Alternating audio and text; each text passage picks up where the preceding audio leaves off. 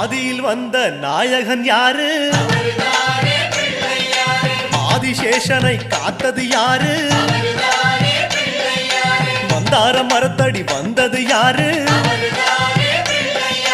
அங்காரகனை காத்தது யாரு?